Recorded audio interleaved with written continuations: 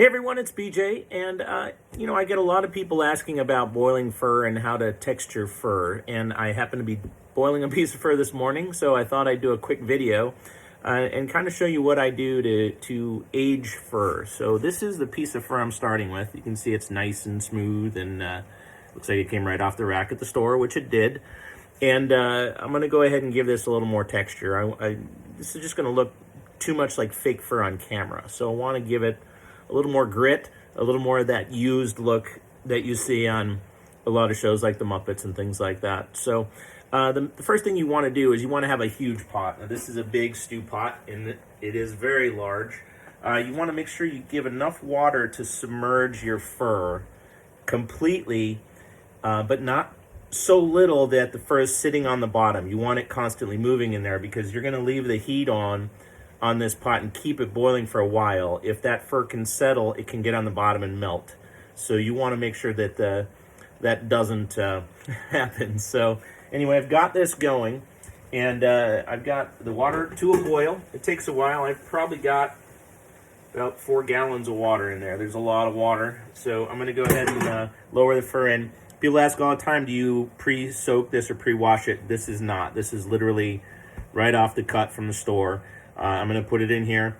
You do want to have on hand a wooden spoon or a wooden spatula, something like this, because you're going to want to keep stirring this pretty regularly. Again, you're going to boil this for quite a while. I'm probably going to boil this for probably about 15-20 minutes and see how it does. But every couple minutes, I'm going to reach in there and I'm going to stir. So I'm going to go ahead and stick this in and get this going. And actually, I'll just do that while you guys are on. One thing you want to do is make sure that you push it down and really get it submerged in the water and give it a good mix or two. And whatever you do, be very careful, because boiling water is boiling water. It's extremely hot. I use a pot holder when you're grabbing the pot. Keep everything away from the flame or from your heat source. That's about it. We're going to let that boil for a while, and I will check back with you guys in just a few. All right, I'm going to try to do this with one hand here. So I've got my fur in my pot, and I left it on high to get the water back up to temperature once I put the fur in. Now, as I mentioned, you do want to keep stirring this. You want to keep this moving. You can see too that the fur is floating in the water. It's not sitting on the bottom of the pot. There's plenty of water in there for it. And basically what I'm going to do now is I'm going to reduce my heat to medium, just enough to keep that water boiling. I don't want it to stop boiling. I want it to keep going. You can see it's calmed down a bit, but we're still getting the bubbles in there. And now basically I'm going to go ahead and let this basically cook. What I want to do is I want to get the temperature of the fiber up high enough that it starts to melt. And it can reform. It's got a memory right now, and it's very straight. Sometimes it can be wavy. And what this does is it breaks those bonds in that fiber, and it makes it more malleable. Anyway, that's pretty much it. I'm going to go ahead and put the lid back on this and let it boil for about 3 minutes or so. And every 3 minutes, I'm going to check and stir it. And like I said, this particular fur, I'm probably going to keep in for 15 to 20 minutes, and we'll see how that looks. So I'm going to let this cook and check in every few minutes. And then when we get closer to done, I'll jump back on. Hey everybody, it's BJ, and we've been boiling for just about 10-12 minutes now.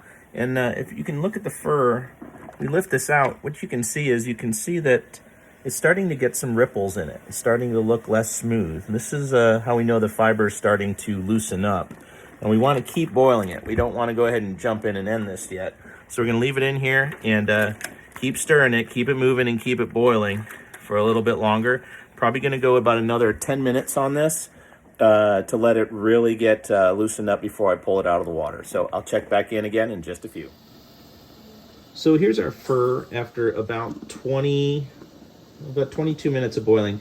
Now, if you look at it, you can see that the fiber is now floating away from the base. See how it's all kind of looking wispy and everything? It's not laying smooth anymore.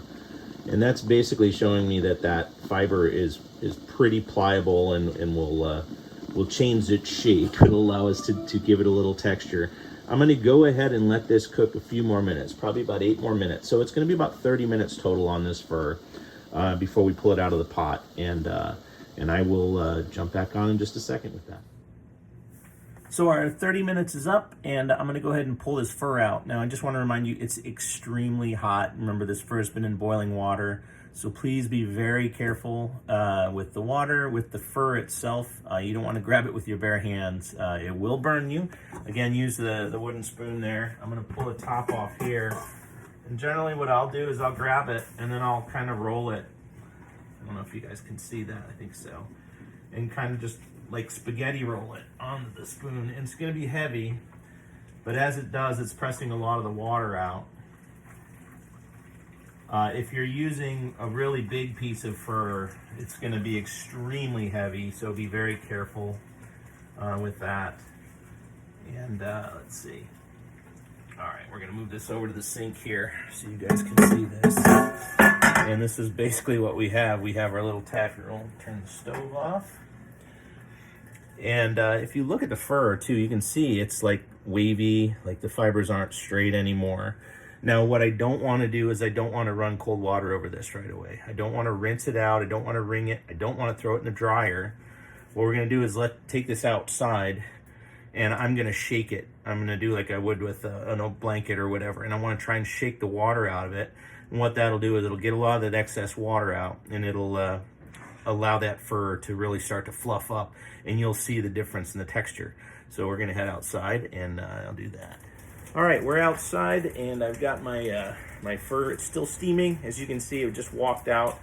And what I wanna do is I wanna unroll this. Now again, be very aware this is extremely hot. So when you grab it, don't just grab it with your bare hands, or try to find a corner that's starting to cool, and then unwind it. And then what we're gonna do is we're just gonna kind of snap this. Woo, that's hot. Ooh, gotta sit that down for a second. It's really hot. If you want to wear some thick latex gloves or rubber gloves, you can. Now what we're doing is just doing this for texture right now. While it's boiling in there, if you want, that's the time you can also dye. Basically the same process for dyeing fur. The dye, though, you're going to let it cook for a long time because it really takes a long time to penetrate the fiber, depending on the type of fur that you have in the backing and the type of dye as well.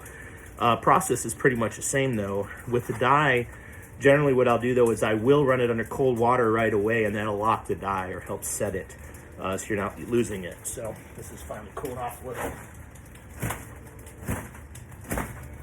Spin it around. Now, if you look at our fur, you can see all this great texture that we had. If you remember what it looked like before, it was really smooth. And now we've got this really great, nice piece of textured fur. Same material, same backing. And what I'm gonna do now is I'm gonna hang this over the back of the chair and let it just drip dry and air dry the rest of the way. If you put it back in the dryer, it's gonna heat back up and smooth back out. If you want to smooth sections of it out, you can do that with a hair dryer, actually, in a brush. You can warm it up and brush it out, and it'll smooth back out to that original texture. So you can get a good blend. If there's areas you want real matty like this, or areas that you want smooth, you can create that. You can also trim this like you would normal. Now, I don't trim fur before I boil it because I want it to shrink up. As you can see, it gets really matty, and if you cut it too short, you can get really like bald looking spots. So if you're gonna trim it, wait till after you're done boiling it. So that's it, guys. This is it. This is basically what I do to create texture with fake fur, and I hope you enjoyed it. It's probably one of my longer videos, but I'm looking forward to jumping on and doing more of these with you guys whenever I get a chance. So thanks again, and take care.